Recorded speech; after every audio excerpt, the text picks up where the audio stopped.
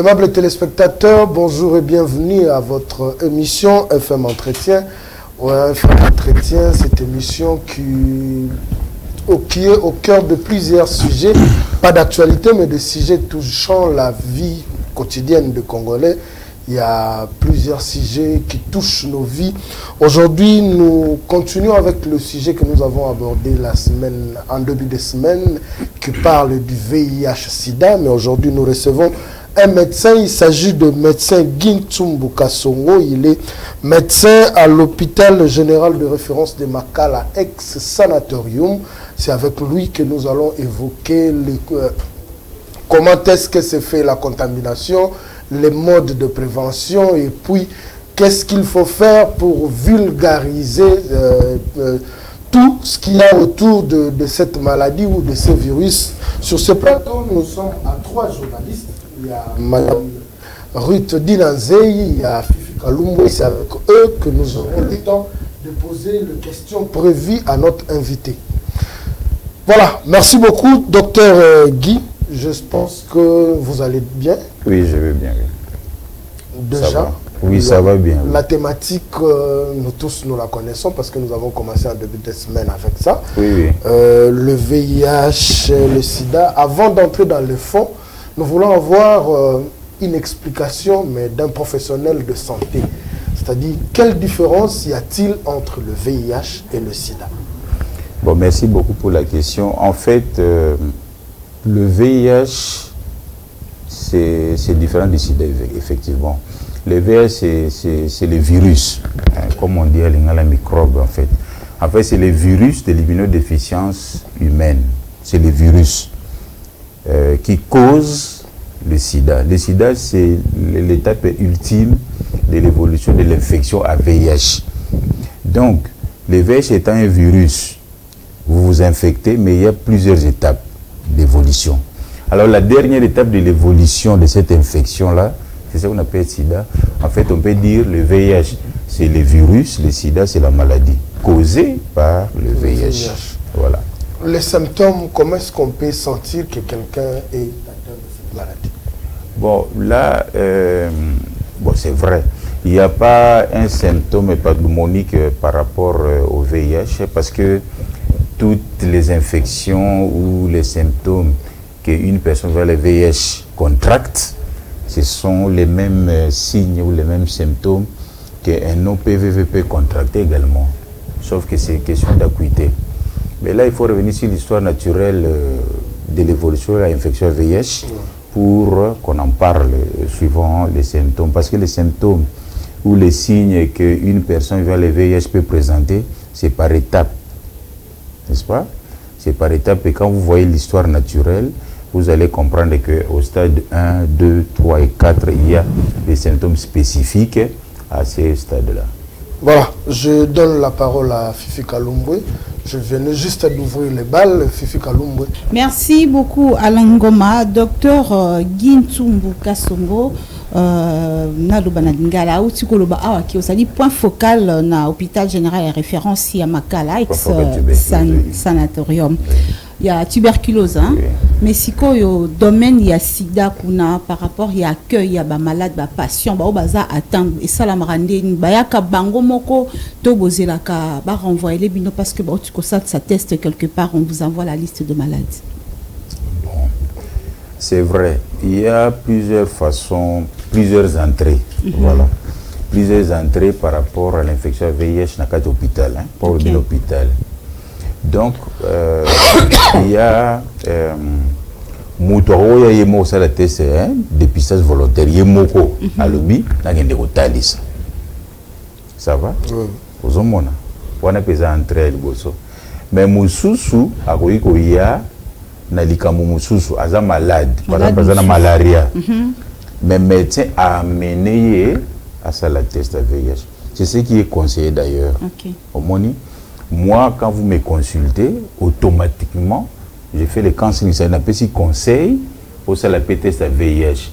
Par exemple, il y a qui nous la malaria, il y a qui la fièvre typhoïde, bukanaki, etc. Tout solo, li menga so kutani nanga, tout ça li malade yo ye nango. Mais je te conseille aussi de faire les tests à VIH. Parce que ce qui est très dangereux, c'est la séro-ignorance. Okay. C'est ce qui est très dangereux. Alors, mais ce que c'est mieux. Parce que Moutayebi a se protéger mieux. Et puis il va vivre longtemps. Parce qu'il va quitter ses alliés. Et puis Moutayebi, non seulement se protéger, à protéger par l'entourage.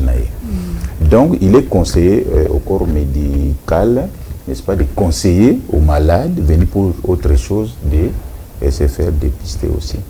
Mais entre M. Zanapeteme et maman, on en profite aussi. Donc, ça dépend. Mais sinon, pour la biso, le corps médical, le médecin te consulte le malade, il est conseillé, n'est-ce pas, de demander, de donner les conseils à un patient, à un malade doit y aller, pour aller à Moussoussou, mais on peut mettre le soleil à VIH, au conseiller, et puis au amener Andy, ma personne là, test pour état sérologique. Est-ce que ça sera facile? C'est pas facile. Parce que la question justement est facile. Pour une femme enceinte par exemple, elle sera déjà très sensible. Banga, à tout moment je peux aussi avorter, je peux ni mais si si un test, comment l'annoncer? Justement, il y a des gens qui sont préparés pour ça, il y a des gens qui sont formés pour ça. C'est facile, par exemple pour moi c'est facile. Si la personne n'est pas formée pour ça, ça peut créer des dégâts comme mieux au lobby, ça c'est vrai. Mais sinon, c'est l'accompagnement psychosocial, c'est le counseling, etc. Mais on est préparé pour ça. Et ça, le avion, il y a le besoin difficile. Mais il y a des gens qui sont préparés pour faire ça, on va pilote. Alors, bisope médecin, c'est vrai, tu peux terminer les études de médecine. Mais si tu embrasses la médecine interdite, et puis il y a des maladies chroniques, VIH, etc., il y a des formations qu'il faut ajouter à votre cursus. Et puis savoir comment causer avec les malades. C'est un art en fait, de savoir convaincre un malade à faire le test et l'amener à accepter son état sérologique et puis en fait l'amener à adhérer au traitement qui est à vie. Qui est à vie. C'est pas facile comme tu le dis, mais on est préparé pour ça. Il y a des techniques pour ça et il y a des gens qui sont habilités à le faire. C'est ce que nous faisons. Et pourquoi une personne normale doit nécessairement se faire dépister, sachant que maladie ou quand on va pour ça par exemple le test à malaria, la malaria, qu'est-ce que c'est maintenant la malaria de plus? On est déjà conscient que ici et que les caméras, tout le monde a peur. Que ce n'est pas facile. Mais pourquoi conseiller aux gens locaux et il n'y a pas une autre façon de causer la moutoire bella et puis le faire dépister? Oui, justement. Au moins, le fait d'avoir peur de la faute, c'est à nous, professionnels de santé. On avait mal donné l'information sur le VIH. C'est de notre faute. Il faut essayer de remédier, de changer cet aspect des choses. Nous avons informé à la population que Sida, Ezali, Liwa, Ezali, on a fait peur aux gens. C'était une mauvaise information. Vous avez raison. On a mal informé et c'est ainsi les gens ont peur pour rien. Il faut essayer, avec des émissions comme ça, il faut essayer maintenant de faire comprendre à la population que le Sida n'est pas une fatalité. Disons, l'infection VIH n'est pas une fatalité. Parce que qui c'est Ezali, n'est-ce pas? Donc il faut essayer de changer, n'est-ce pas, la mentalité collective pour, n'est-ce pas, essayer de désembrouiller, n'est-ce pas, la conscience collective pour que bandima que VIH sida c'est pas une fatalité. C'est ça fatalité. Il faut que l'on la peur en bangi. Il faut que l'on la pour expliquer que les malades, ils ont la maladie nyonso et puis d'ailleurs ils sont très importants. Il y a des alliés infectés parce que sont très tôt aux ici et puis vivre normal mais sont très tard des fois qui se simbaraté. C'est ça maintenant le nœud du problème. Moralité, il faut maintenant informer à la population qu'il faut se faire dépister parce qu'il faut son état sérologique d'un groupe sanguin et c'est très important. Parce que si vous avez un docteur, vous avez vivre normalement. Mais si on a retard et c'est lié c'est ça l'importance il y a quoi état sérologique non seulement pour na vivre bien, mais aussi pour protéger son entourage. C'est très important de connaître son état sérologique. Avant d'appeler sa maman Rite Maloba, on a mon cobilinga aïe poison de la malaria. Tout moi c'est azemi aïe. Mais avec l'examen vous saluez, vous retrouvez qu'il y a dans la VIH. Comment faites-vous pour informer son partenaire? Bon, il y a plusieurs cas de figure. Hein. Il y a plusieurs cas de figure. Il y a par exemple Maman Yena Zemi, Azali Ndumba, donc femme libre. Là, il y a une façon de parler. On a yé. Maman Yena Zemi, Azali Union libre, il y a une façon de parler. Azam marié, il y a une façon de parler. Donc, il y a des cas de figure pour aborder partenaire. Donc, c'est au cas par cas. De l'infection, c'est au cas par cas. Donc, maman Wazana Zemi et que Azam marié, il y a une façon d'aborder le VIH dans ce couple-là. Mais soit Wazana Zemi, Azam célibataire, il y a une façon de parler. C'est au cas par cas. Donc, ce qu'on va faire, c'est de la consulter dans le lobby, bataille, les séropositifs, et soit Azam marié, on va l'azali, on va bien que ça papa. Et il y a une façon de parler, mais c'est au cas par cas. Voilà. Madame Mouritoza Maloba. Merci beaucoup Alengoma, docteur Guy Tsumbu Kasongombo Tenayo.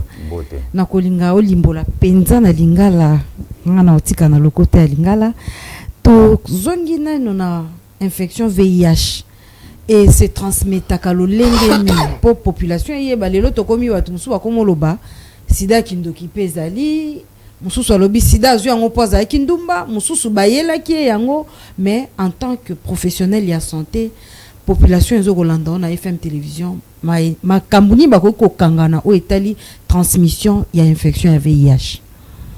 Bon, normalement soko tali d'abord au mona que sida balobi ezali syndrome de l'immunodéficience acquise. Ozomona aona sukiza acquise, c'est-à-dire nazui ozoa. Ozomona déjà à partir déjà il y a l'acronyme aux appels réponse. Parce que il y a un syndrome d'immunodéficience acquise. Donc ça veut dire sida n'est pas transmis, par exemple, les paramètres génétiques, par exemple. Donc ce n'est pas héréditaire. Parce que il y a acquise. Donc ça veut dire déjà, ils allaient aux yeux qu'on soit. Donc pour répondre à la question, on a déjà que sida, il y a boire les athées.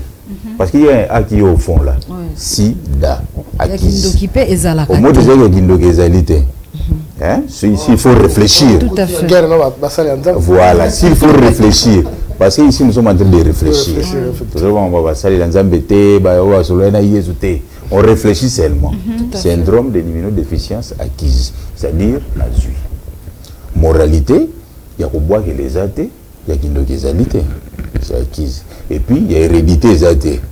Que maman a péché moi, il y a un héritage par matériel génétique. Il y a maman asthmatique, beauté asthmatique. Est-ce que ça alors, il y a trois façons de contracter, de maladie, disons, une infection à VIH.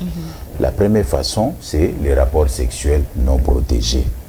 Quand une personne séronégative se rencontre avec une personne qui est séropositive, ça y est le baboué.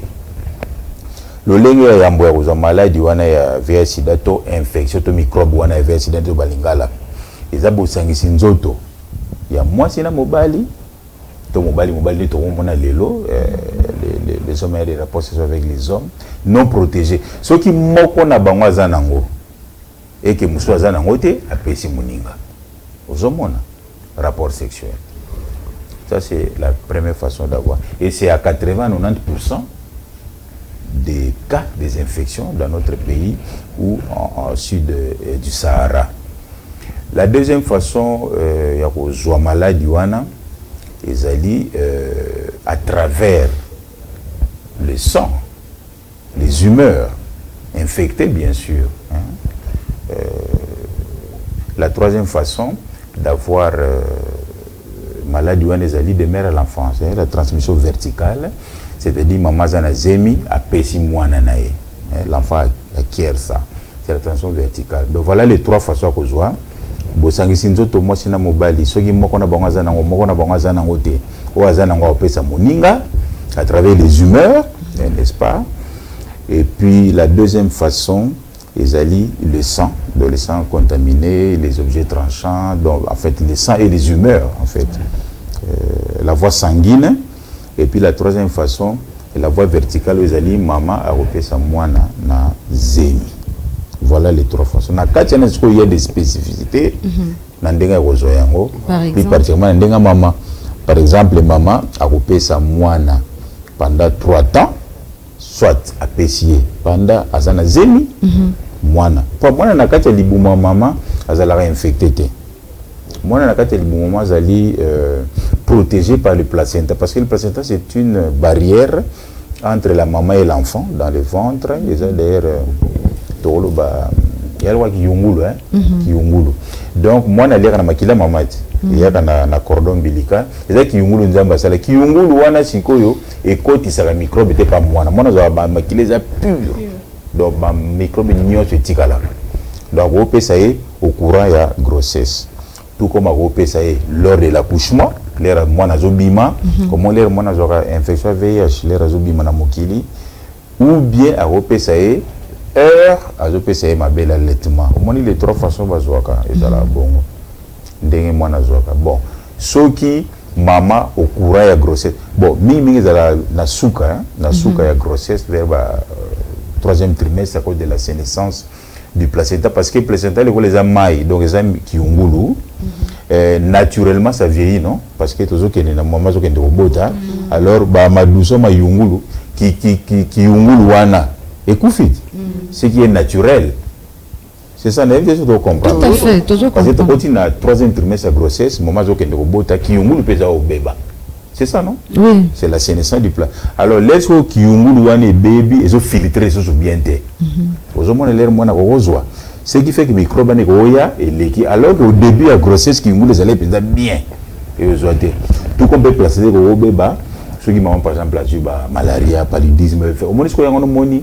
Maman zeni il faut la na moustiquaire maman zeni boire ça la infection vaginale ça pour le baby ça qui yungulu wana so que baby si ba microbe nyon so maman zana mo zeni so azu ba maladie mususu te malaria te infection te ki yungulu wana ezali bien voilà c'est quoi et protéger virus a okota te malaria okota te même virus est chez les kakate mais les kakaka so ki yungulu ne baby par rapport au vieillissement à comme la 3e trimestre au kende ko bota et baby normalement naturellement virus au les gars pour maman baby si on a infection il y a jus au courant de grossesse infecté moi na il y a un moment moi na commis séropositif na kata libom so qui moi na raté wana et que a jus VHT maman ko pese lerni maman ko pesa ye mokolo azo bimisa ye na mukili et rwande moi na zoka parce que l'enfant va balayer la filière génitale non ko banakata matrice là zo balayer filière génitale tia comme na nzota maman bima.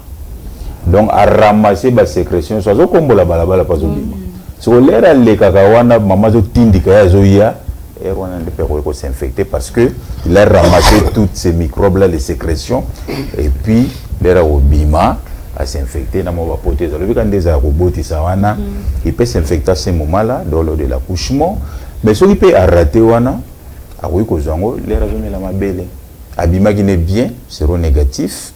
Mais là, maman a dit ma belle, a médecin ma belle, a yeba quitté, a sous traitement, charge virale est très élevée, a sali traitement mixte, a payé ma belle, a payé mille qui a pharmacie, so qui a ni, a payé ma maille rigide. Moi, on est là au salon badiari, on va porter Mickey, ma belle, le col des alines virus, et continue à porter un amichopo, et puis moi, on a commis infecté, a commis séropositif. Mais ce que maman Kébi n'a pas mis ça douana.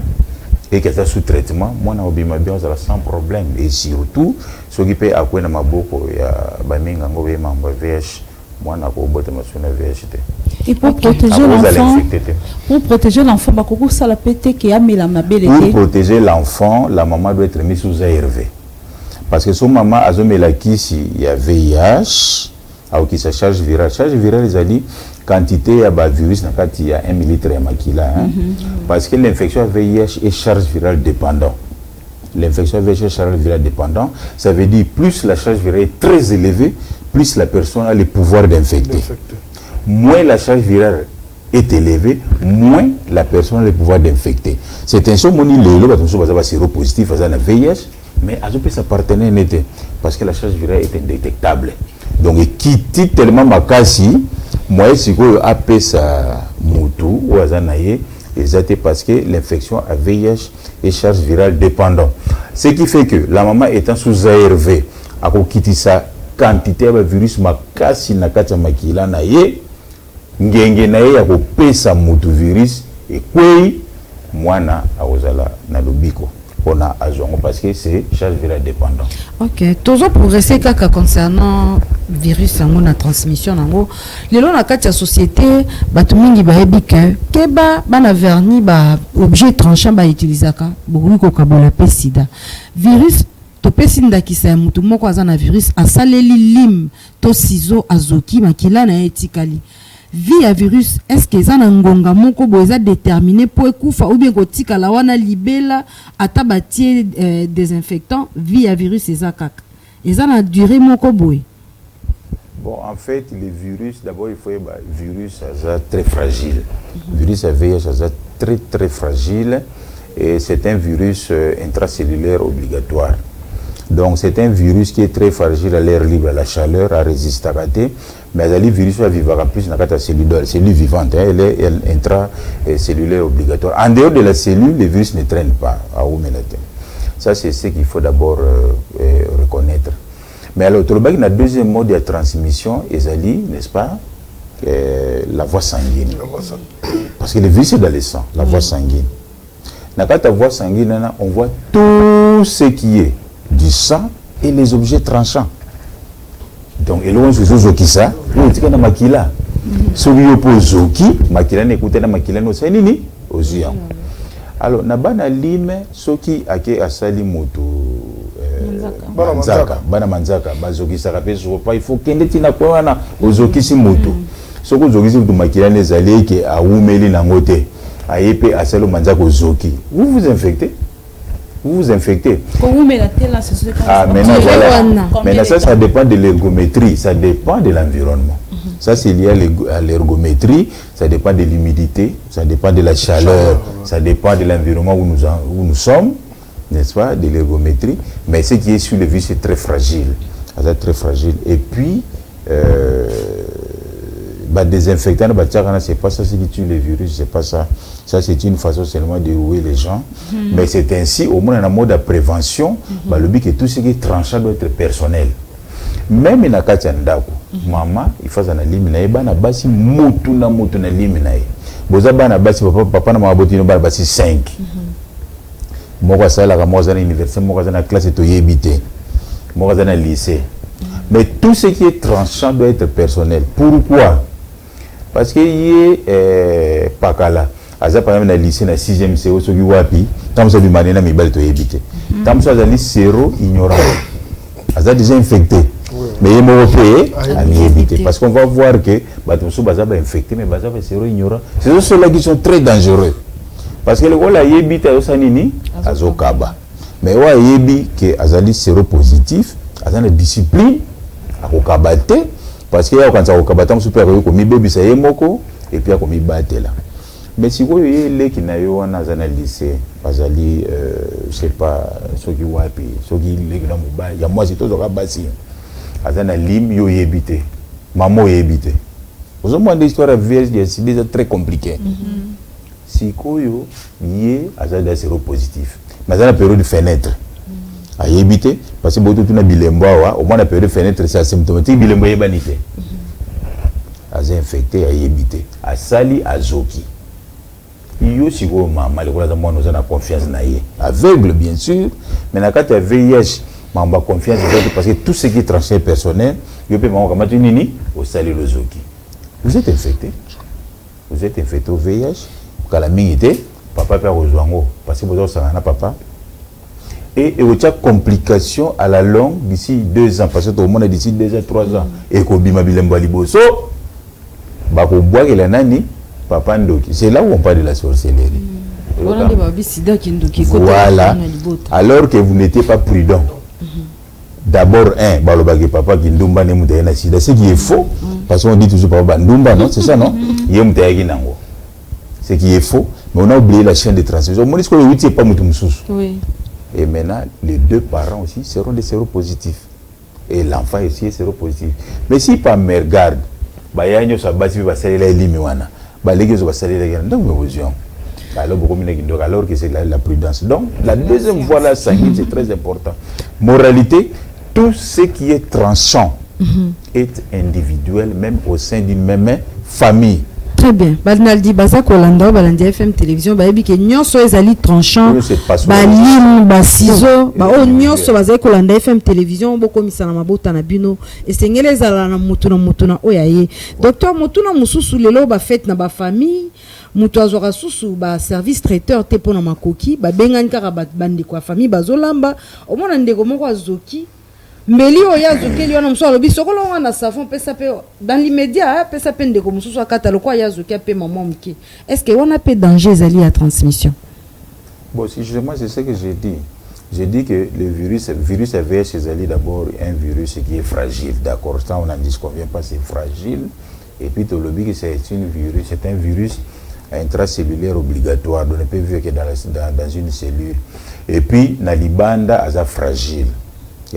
Ça dépend de l'ergométrie, c'est-à-dire température. Est-ce que risque est toujours parce que c'est objet tranchant. Risque est allé. Ce qui est que à Zuyango, à Sokoli Yango bien té, et que vous posez que si la guité à Koufagité, vous allez vous contaminer. Et en tout cas, le baraboé, ceux qui azoki, vous prenez le couteau, vous déclassez ça. Mais moi je pense, du fait à saigner, à la cuisine, à Vandi, et puis les autres vont continuer. Mais sinon, tout ce qui est sang, il faut faire très attention parce que le risque est maximal, c'est très important. Docteur Guy, avant tout côté na mode de prévention, du fait seulement que vous puissiez faire le rapport sexuel avec une personne infectée, d'office vous êtes infecté? Non. Pas d'office. Ko sangisanzo to moi si na mobali moko na bango azali na VIH, c'est pas d'office vous infecté. Bon, évidemment par exemple si moto azana séropositif ou azana VIH, so azali indétectable parce qu'il y a des gens qui sont indétectables, azana moins de 40 copies par millilitre de sang, pouvoir infectant et quitter. Mais les risques zéro n'existent pas. Ça c'est vrai, les risques zéro n'existent pas. Mais sinon le pouvoir infectant est sensiblement diminué. Bon, aussi le rapport sexuel, bon, normalement, le rapport sexuel un peu sécurisé où il n'y a pas de blessures, de petites blessures, probabilité, il y a Rozwango et Zali Penza amoindri. Mais les risques zéro n'existent pas. Voilà. Indétectable. Auparavant, tant que la moto a condamné un sida, à maigrissement, les bandes ça déjà qui va détecter. Les symptômes, ils ont pas sitôt aidé les jeunes bisso. Les jeunes sont, non seulement les jeunes, les amoureux, sont toujours dans la formule, il y a beaucoup lelo lamba lelo. C'est-à-dire, bakutan lelo, basila npeka lelo. Alors qu'on ne sait pas détecter que cette personne est atteinte ou pas. Est-ce qu'il n'y a pas moi signe moko boye, il y a moko bien kazo mais la bakisi mais mutu sokatali à comprendre que non, oyo aza déjà une personne vivant avec le VIH? Non. Il n'y a pas de signes normaux. Bon, peut-être les choses d'accord médicales au salaming nango, il y a certains signes qui sont probables avec une grande probabilité. Il y a séropositivité au VIH. Comment on a médecins infirmiers, mais le commun de mortalité peut-être à Koyebate. Mais il n'y a pas un signe vraiment VIH-Sida.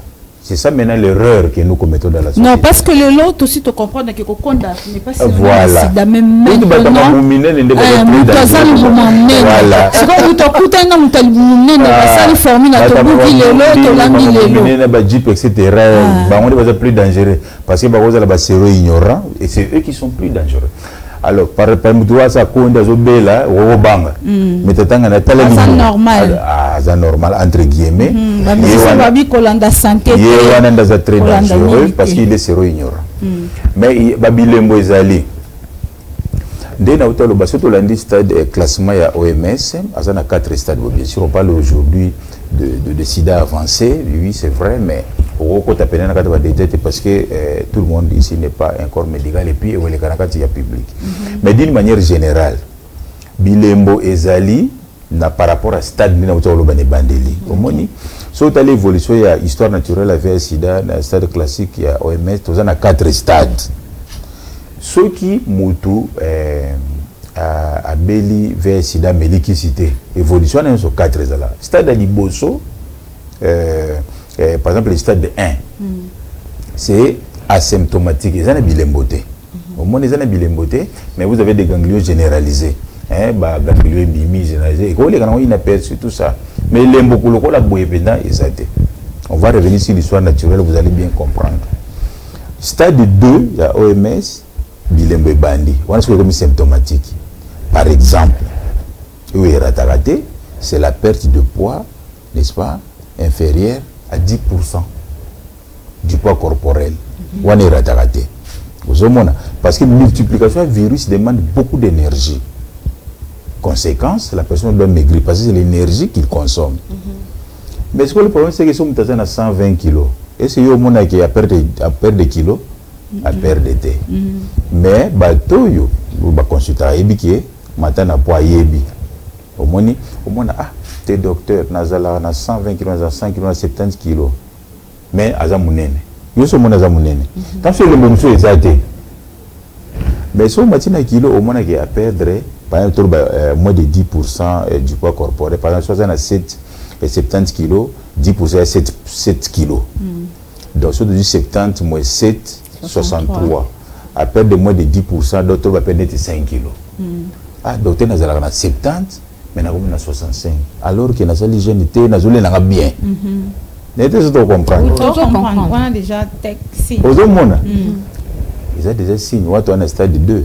Donc, bilembo ezali, perte de poids de moins de 10 kg. Par exemple, au commun, par exemple, Moutou, aïe, c'est normal. C'est un problème, mais à ça, par exemple, Zona, au Tobamota Nzambe, et durant les 5 dernières années, ils ont mis des éléments. On a des éléments. Mais si vous avez des éléments, il y a 2 ans, 3 ans. Vous avez des éléments, vous avez des éléments, dans le stade 2.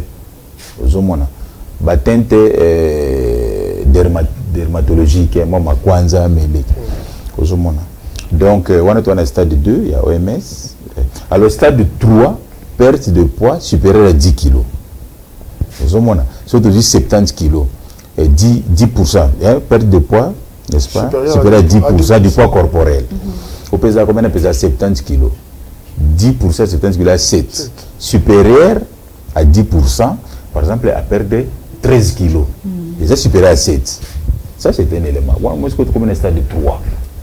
Parce qu'on les appelle des poids supérieurs à 10 kg. Moi, je vais atteinte des poids supérieurs. Par exemple, la tuberculose, la salicracha, l'activité néant.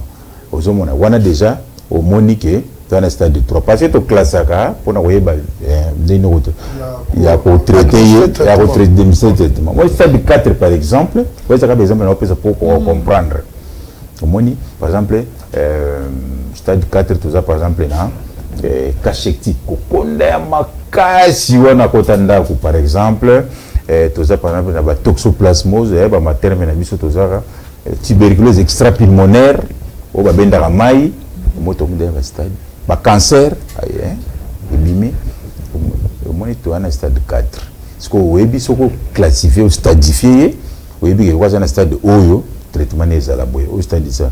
Mais si on continue l'histoire naturelle, il y a VIH.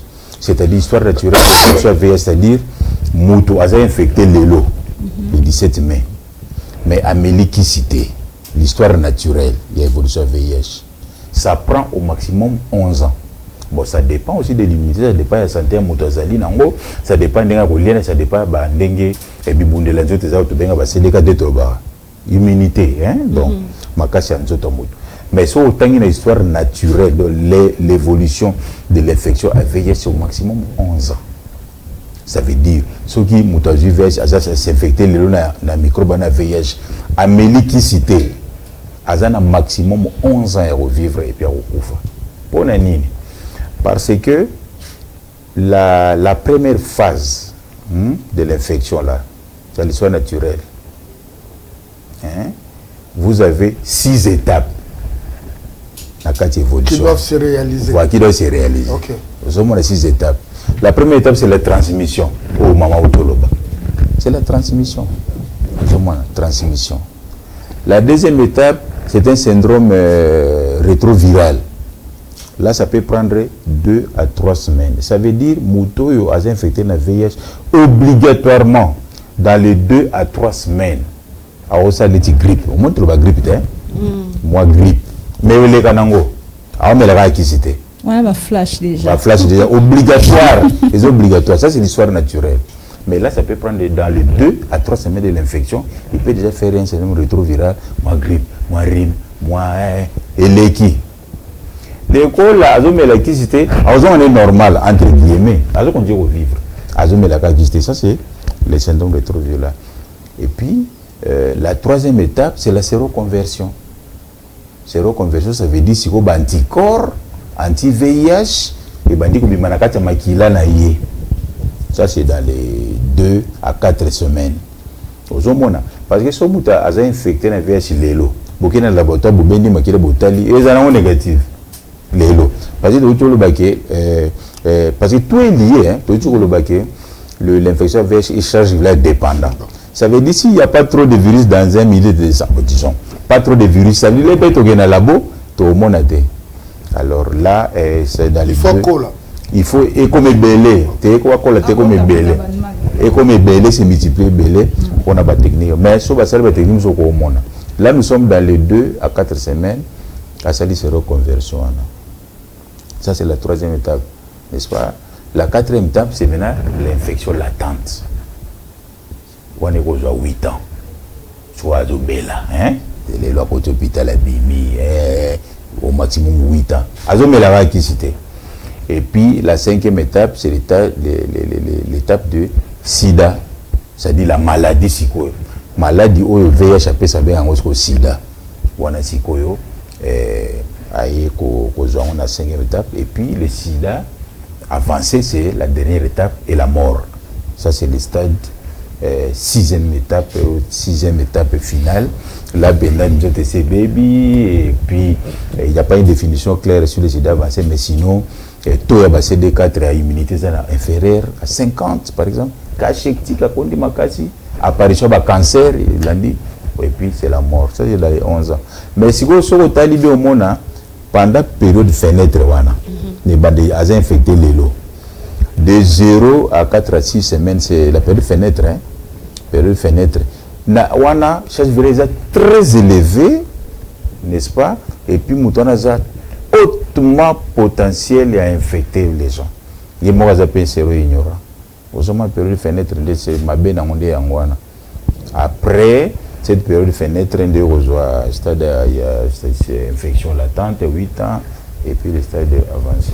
Voilà. Docteur, avant de progresser, période fenêtre lobby, il y a 4 semaines. Est-ce que pendant cette période-là, ceux qui m'ont salissé à VIH le 17, après 2 ou 3 semaines à ça, ici, test, il y a dépistage, et combien positif ou négatif? Oui, justement, dans le but, pendant la période fenêtre, c'est la période qui s'écoule entre l'infection, la transmission, jusqu'à ce que vous alliez au dépistage, hein, test bima soit positif, soit négatif. C'est ça cette période-là. Mokolo yo a infecté, si aucun de ça la test bima positif. C'est la période wana. Yo allez dans microbe, vous avez infecté quand tout. Mais yo mo yebité. Vous avez tant chose dans la période wana. Il y a une période fenêtre. Voilà, docteur, mais l'obéli évolution, il y a VIH, il y a SIDA. Il faut peut-être aborder questions sur les préventions. Quelles sont les méthodes préventives où il y a FM télévision, il faut capter le passage dans l'émission? Bon. Nandenge tokoloba d'une manière général, la prévention passe par l'ABCD de la prévention. ABCD. C'est très simple pour nous comprendre la lettre alphabétique. A, B, C, D. C'est ça la prévention. Pour les autres, la stratégie, pas la stratégie pesali. Mais A, B, C, D, c'est ça le mot de transmission et de prévention contre les VIH. A comme abstinence, c'est-à-dire, yo, aux années lengue, nanobalité, etc. Il faut commis battre là. Abstinence. Commis battre là. Ce que ils ont déjà acquis. Mais ce que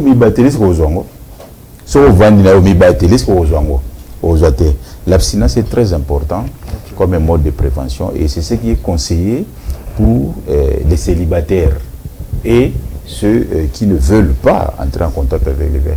Donc c'est ça le premier mode de prévention, l'abstinence. Et puis tu as A, B, C, D. B, c'est la bonne fidélité. La bonne fidélité.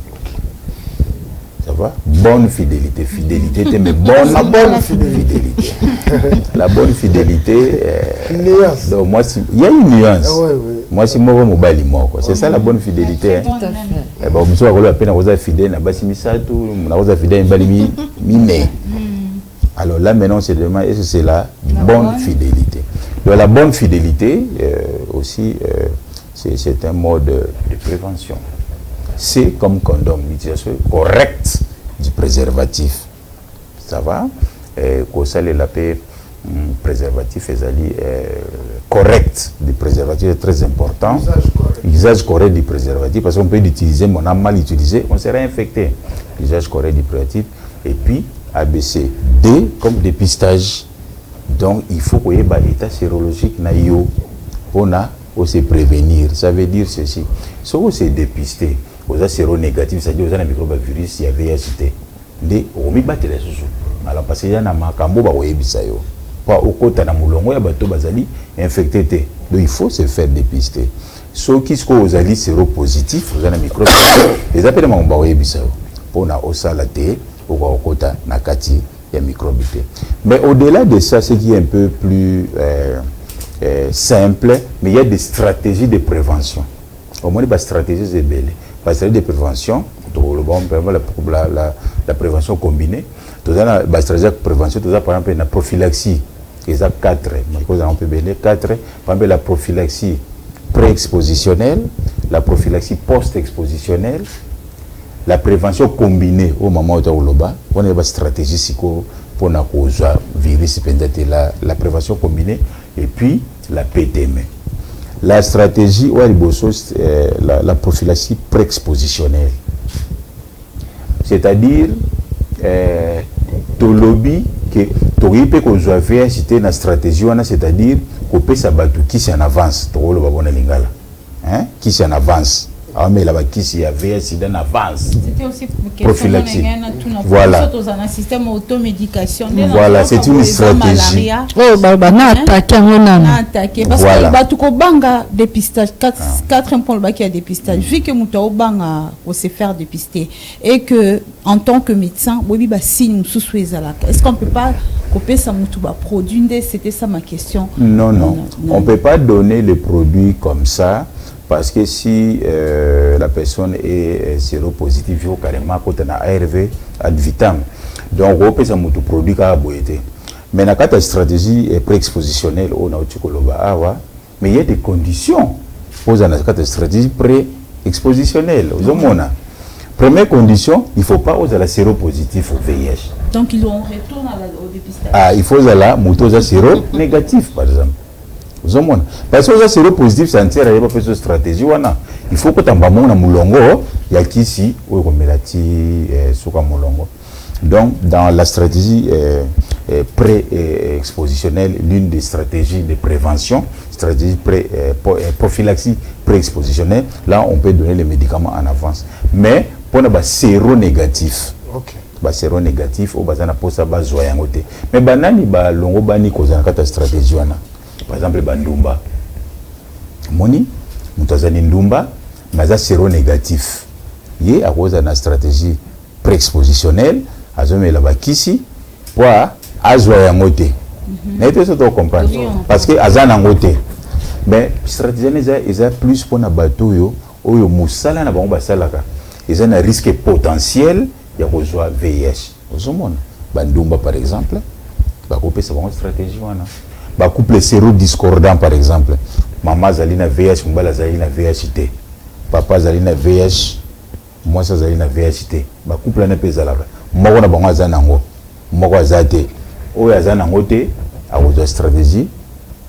La prophylaxie pré-expositionnelle. Au moins, ma condition pour nous rejoindre, MSM, les hommes ayant des rapports, ce soit avec les hommes qui ont pédé vulgairement, ils peuvent aussi adhérer à cette stratégie pré-expositionnelle, mais à condition de la séronégatif. Pourquoi ne pas mettre aussi les femmes pour les exposer dans l'objet tranchant? Non, il y a exposé des objets tranchants, tu as obligé de trancher les personnel. Personnel, mais ça, ma personnalité, voilà maintenant, d'accord, il y a. Maman, le besoin est très important. La troisième stratégie, na wakome la wana, na stratégie. Oh non, faut que le deuxième numéro. Région, ça me fait le reste comme une. Ma voyageur aussi, azo voyager, tiki moi c'est awa, a aucun de ça la 5 ans, mboka moko mopaya ebi vraiment.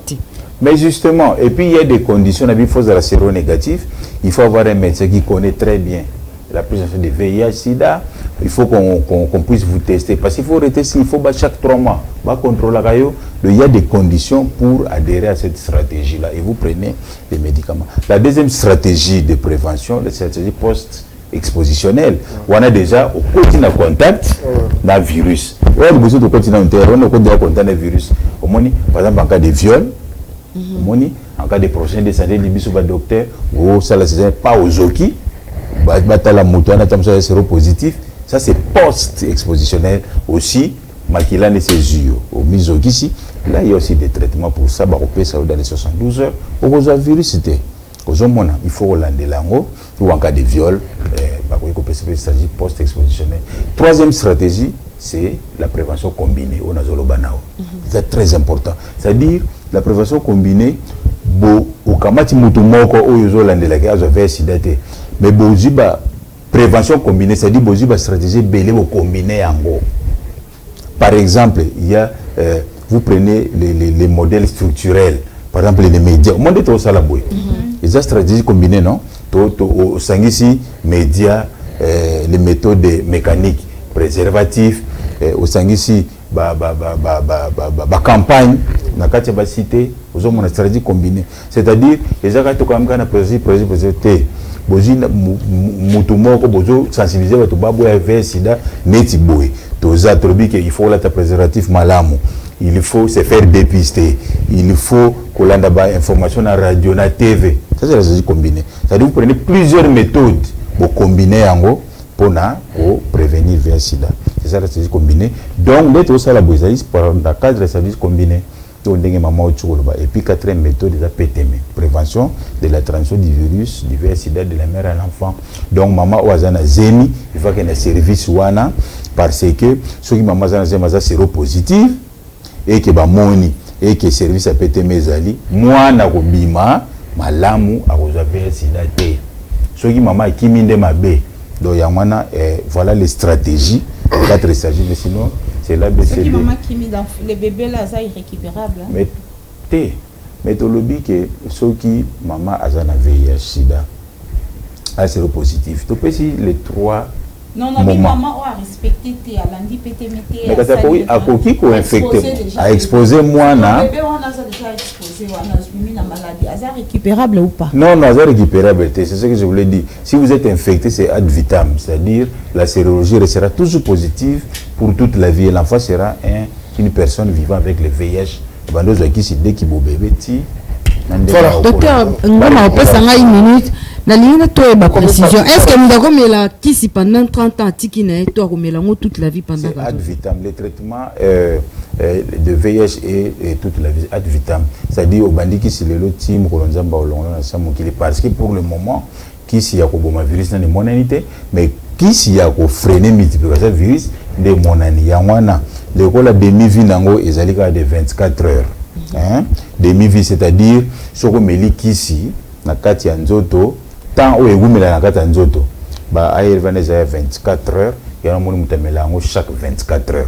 Ceux qui demi-vie, c'est là qu'il y a 72 heures, il y a chaque 72 heures. Bah, qui s'est c'est là, au Mélilelo, et ça là une semaine en autres, demi-vie.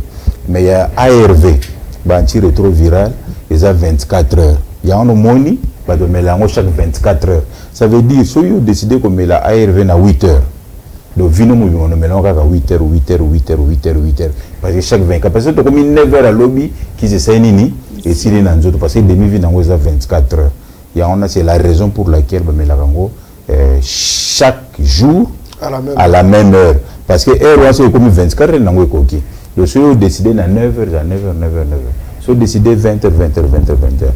Parce que ce que nous mélangeons en désordre, on peut créer des souches qui seront résistantes. Et puis au côté de la multi-résistance qui s'y en a et simba sous-souté parce que entre 8 heures et 9 heures les gens qui sont dans notre côté le virus est allé nini et ben dit que c'est multiplié. Alors multiplication des la souche résistante parce que bah il y a une forme mususu parce que bah va attaquer bah on a qui on nous avons mais là et aussi bah sous-souté de moi na mutasali rechute qui se simba sauté faut pas changer ligne faut le comme le qui la makasi li susu wala mabe. Mais Moutou Azali adhérent observant, c'est-à-dire à la discipline, à la même heure, ici, à la peine à pouvoir infecter, parce que comme la chose est indétectable en dehors de 6 mois, et puis à revivre le rôle à Moutou, il faut y aller dans le bano qui est séropositif, au Yébaté, à normal. Voilà, merci beaucoup, Dr Guin. Je pense que tu as commis un souka. J'espère que c'est la première fois. Mais vous avez souka parce que Makambo Italie, VIH, Sida, il faut qu'on ait moins mingi parce que et bateau est belé, bateau allez kobika na ignorance pour Makambo sous le bia. Biso peut tout temps sous tout eba qui a monté tout outil quoi apprendre bien que nous tous les acquis à biso. La réponse au PCBISO est permettre que tu aies apprendre. Merci mingi na ba téléspectateurs onyoso. Bazulu Bakou Rolanda Biso tokutani prochainement na numéro ya Sika. Je pense que Dr Guy a disponible pour nous répondre. Merci beaucoup. Merci beaucoup.